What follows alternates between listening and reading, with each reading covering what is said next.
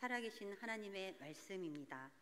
오늘 제목이 주여 치유하게 하소서입니다. 아까도 말씀드렸지만 108기 저희 총회 주제이기도 합니다. 올해 이 말씀을 붙들고 온 세상을 창조하셨을 뿐만 아니라 치유하시는 하나님을 계속 예배하고 있습니다.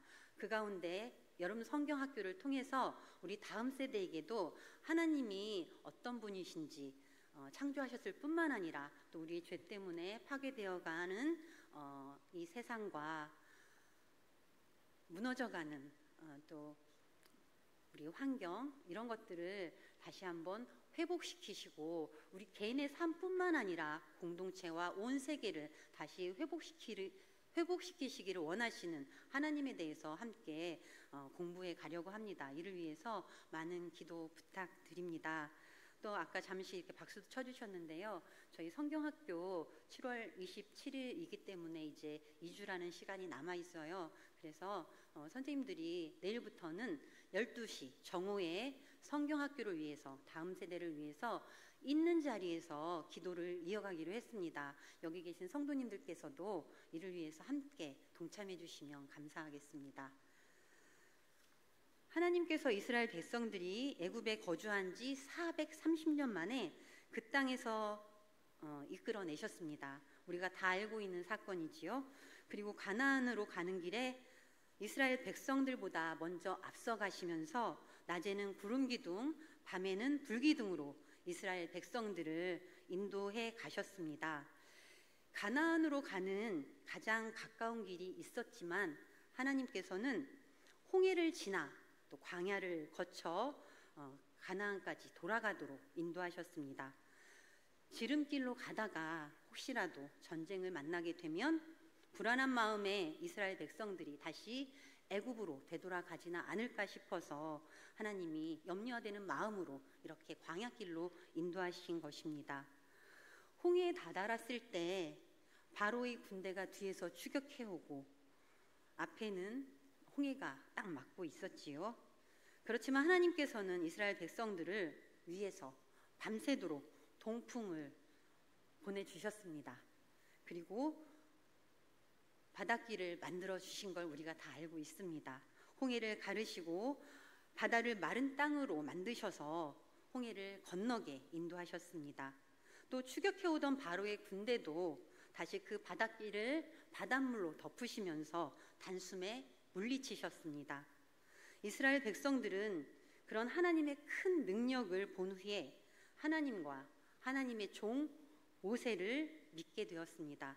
그리고 하나님께서 행하신 놀라운 일을 춤을 추며 찬양했습니다. 오늘 본문은 이런 일이 있은 지 3일이 되었을 때, 단 3일이 지났을 때 마라에서 일어난 사건입니다. 이스라엘 백성은 홍해를 건넌 후 수르 광야를 향해 갔습니다.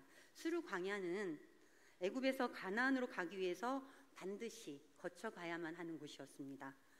광야에서 3일길을 가는 동안 가져온 물도 바닥을 보였습니다.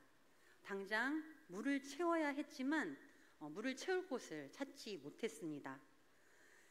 이스라엘 백성들은 이때 장정만 60만 명 그리고 여타 가족들까지 다 포함을 하면 200만 명이 좋게 되었을 것이라고 추정을 합니다. 거기에 가축들도 있었으니까 어마어마한 무리가 광야를 지나간 거죠. 광야길에서 물이 떨어졌다는 것은 엄청난 재앙이 되는 것입니다. 모두 떼죽음을 당할 수밖에 없는 그런 상황이니까요. 낮에는 뜨겁고 밤에는 추운 이 광야길을 거칠고 험한 사막에서의 이 광야길에서의 물, 이것은 다름 아닌 생명과도 같은 그런 물일 것입니다. 그렇게 3일에 걸친 대이동을 하던 중에 마라에서 드디어 오아시스를 발견한 것입니다. 하나님을 찬양했던 장소에서 이 마라까지는 겨우 53km 정도밖에 되지 않는다고 합니다. 멀지 않은 거리지요. 1시간에 4km 정도 걷는 것으로 본다면 53km면 하루 이틀이면 충분히 갈 수 있는 가까운 거리인데 이렇게 그리 멀지 않은 거리였음에도 불구하고 3일이나 걸릴 만큼 광야길은 순탄하지 않았던 것입니다. 그러던 중에 물을 찾았으니까 얼마나 기뻤을까요? 그렇지만 그 물은 우리가 이미 다 알고 있다시피 써서 마시지 못하는 그런 물이었습니다. 마라라고 말씀드렸는데요. 마라라는 뜻은 쓰다, 괴롭다라는 뜻입니다. 이곳에 물이 써서 마실 수 없고 이 물 때문에 큰 고통을 당해서 붙여진 이름이 마라입니다. 지쳐있는 이스라엘 백성들은 물을 만났긴 했지만 먹을 수 없다는 사실을 받아들이기 힘들었을 것입니다. 결국 이스라엘 백성들의 입에서는 불평과 원망, 불만이 쏟아져 나왔습니다. 우리가 무엇을 먹는단 말입니까? 라고 하면서 원망을 했습니다.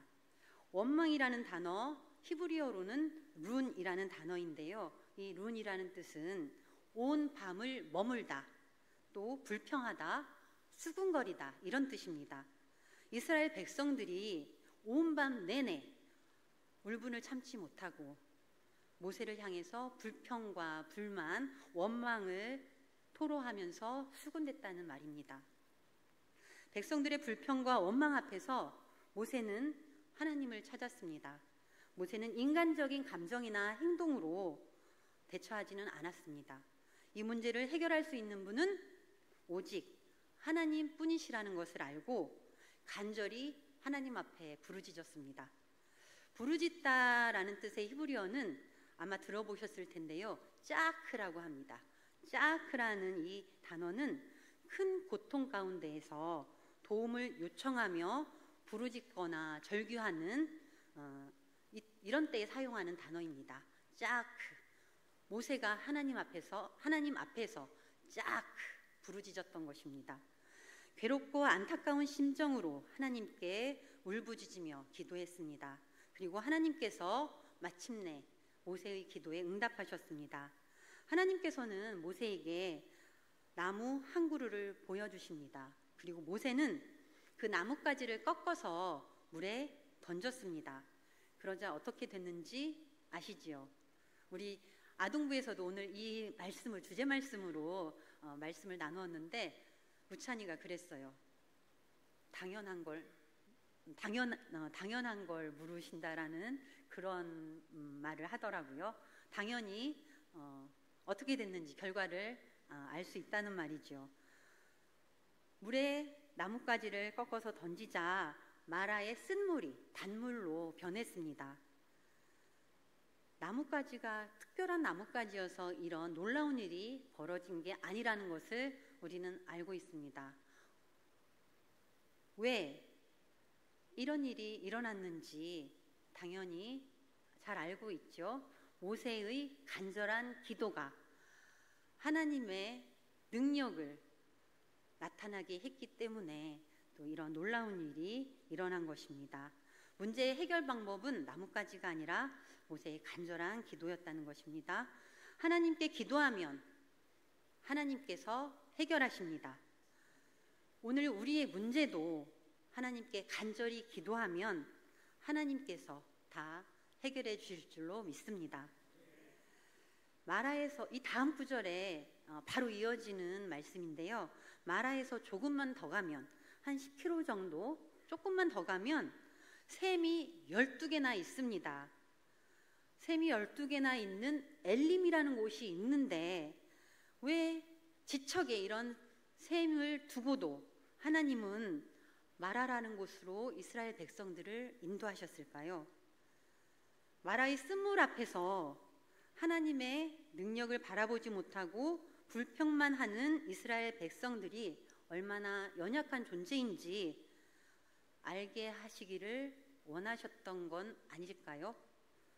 또 광야에서 하나님 없이는 잠시도 한순간도 살 수 없다는 것을 깨닫게 하시고 하나님만 보고 따라가야겠구나 라고 알게 하시려고 이렇게 마라라는 곳까지 돌아서 가게 하셨을까요? 아무튼 마라 사건은 홍해의 기적을 통해 물을 마음대로 다스리시는 하나님의 능력을 체험한 지 3일 만에 일어난 사건이었습니다. 말하는 이스라엘 백성에게 아주 특별한 곳입니다. 본격적으로 광야 생활을 시작하자마자 만나게 된 곳, 그리고 이스라엘 백성들을 위하여 하나님께서 법도와 율례를 처음으로 주신 곳이기도 합니다. 그리고 이스라엘 백성들이 하나님의 자녀로서 살아가는지 시험을 시작하신 곳이기도 합니다. 하나님께서는 이스라엘 백성이 하나님의 자녀로서 하나님의 백성답게 살도록 마땅히 갈 길과 해야 할 일을 가르치시기 위해 이곳에서 법도와 율례를 주셨습니다. 하나님 앞에서 온전한 삶을 살기를 하나님께서는 원하셨습니다. 그리고 말씀하십니다. 오늘 우리에게 주신 본문 말씀입니다.